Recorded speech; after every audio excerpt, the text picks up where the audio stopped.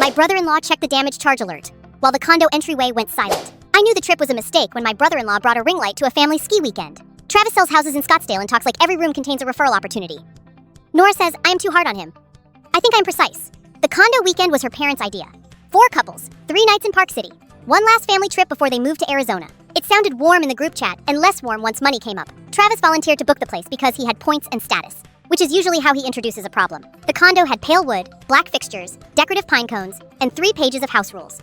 One note said not to leave skis inside the entryway because melted snow damaged the flooring. Travis read that part out loud. Nora and I got the small downstairs room by the laundry closet because married couples without kids are apparently born to be flexible. What bothered me was Travis treating everyone else's flexibility like leadership. By the second night, everyone was irritated. Nora's mother kept redoing dishes so she could sigh louder. Paige kept calling the condo our place. Travis adjusted the thermostat every hour. The real problem started with his skis. The rule said all gear stayed in the garage rack area. Travis said his new skis were too expensive to leave out there with rentals, so he leaned them inside the entryway on a rubber mat and told everyone to be careful. The next morning, Nora's dad clipped one boot against them while carrying coffee from the mudroom. The skis tipped and hit the wall.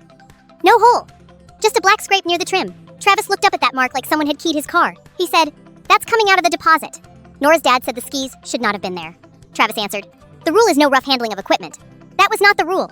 It was just blame arranged like policy. I let it go because her dad looked embarrassed. Checkout morning felt brittle. Nora was upstairs checking drawers. Her mother was wiping counters. Travis stood in the entry taking photos of the condo. Then his phone buzzed. He looked down and said, "What the hell?" The room narrowed. He had a message from the booking app. Host has submitted a post-stay damage charge request. He opened it. 3 photos. The wall scuff. A close shot of the entry tile.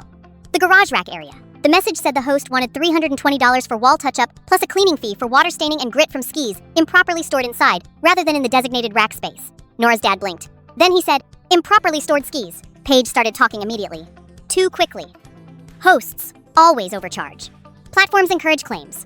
The wall mark was still the real issue, but the photos were bad for them. One showed Travis's skis in the exact place he had parked them, time-stamped from the first evening. Another showed the wet outline beneath them on the floor. Nora asked, "Why would the host charge for indoor storage if that wasn't against the rules?" Travis said hosts make things up. I said, "You read that rule out loud."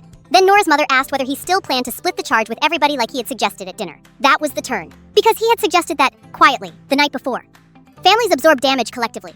Easy to say when you think the accusation is landing on someone else. Now the alert tied the charge to the one rule he broke after 2 days of acting like Nora's father had cost everyone money. Travis tried to pivot into host fraud and app bias. Nora's dad said, "I'm not paying for storage rules you ignored." Since that weekend, Travis no longer gets automatic trust around bookings or shared expenses.